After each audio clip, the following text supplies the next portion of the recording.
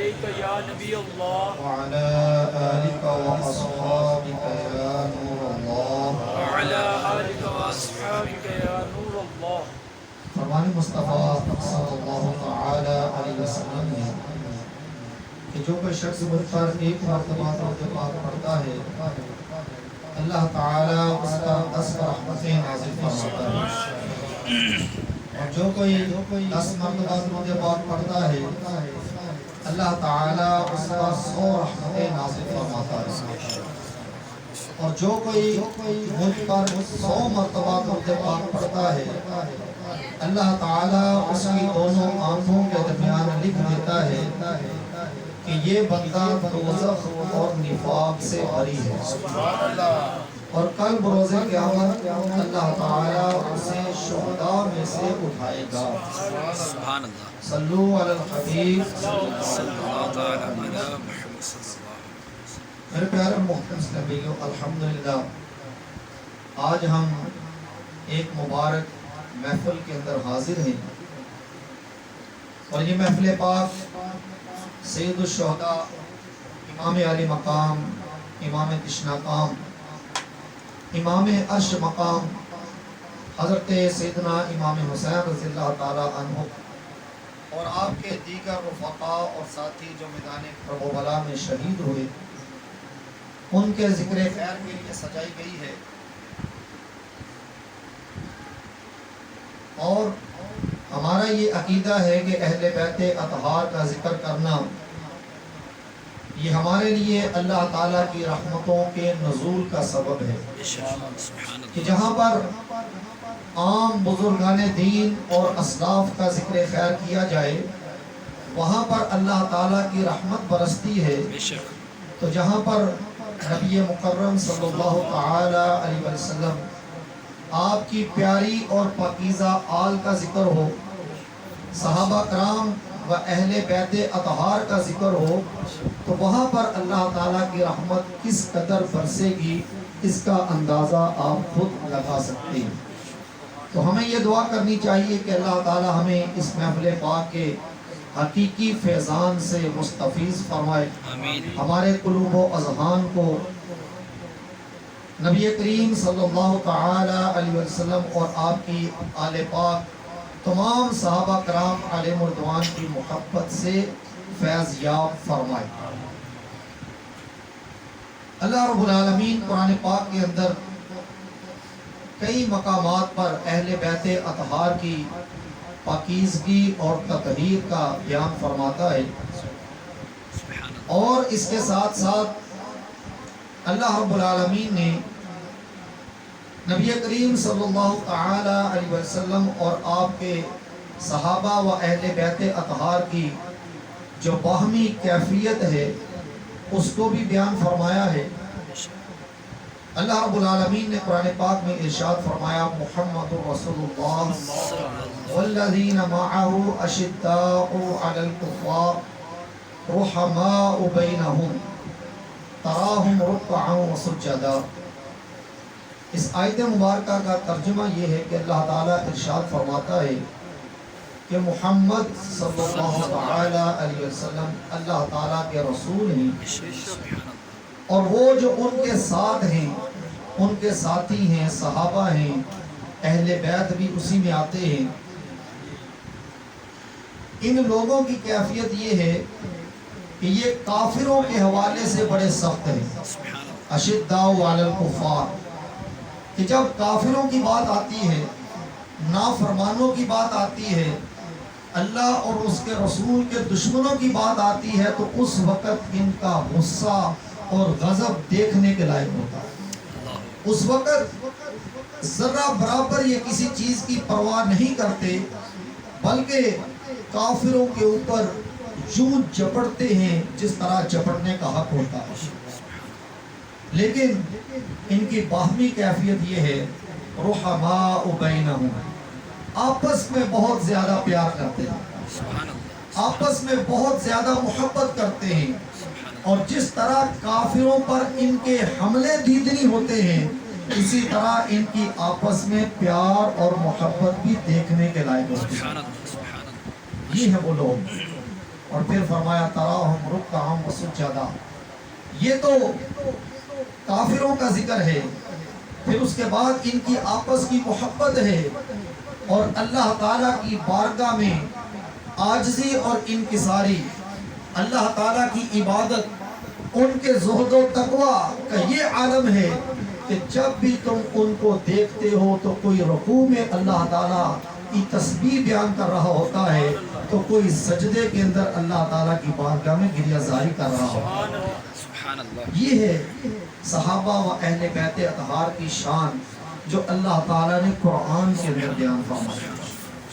اور اسی آیت مبارکہ کے پس منظر کے اندر، تناظر کے اندر، جب ہم نبی اکرم صلی اللہ تعالی علیہ وسلم کی حیات طیبہ کو دیکھتے ہیں، صحابہ کرام علیہم رضوان کی زندگیوں کو دیکھتے ہیں،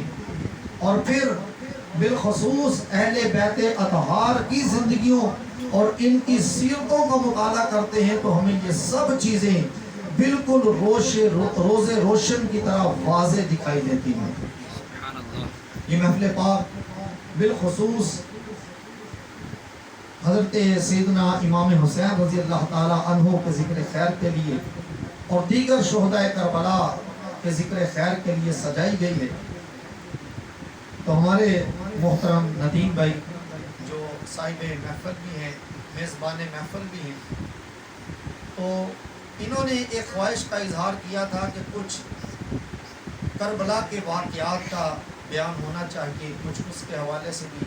ذکر ہونا چاہیے. تو میں یہ عرض کرتا ہوں کہ واقع کربلا کے اندر سب سے پہلے ایک اصول سماعت فرما لیجئے کہ شہادت کے واقعات کو اس طرح سے بیان کرنا کہ خود بھی روئیں اور دوسروں کو بھی رلائیں، یعنی رونے اور رلانے کے لیے اہل بیت اطہار کے مصائب کو،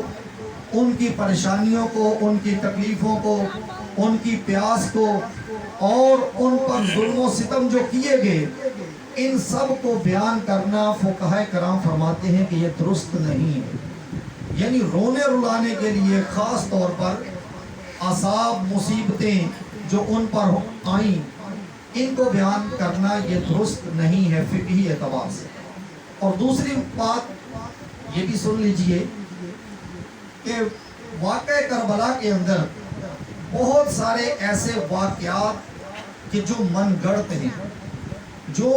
حقیقت سے جن کا کوئی تعلق نہیں ہے،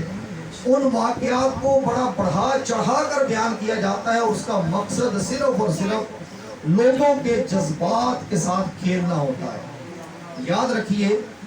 کہ صحیح واقعات جو میدان کرب و بلا کے اندر ہوئے، اس کے لیے چند ایک مستند کتابیں ہیں.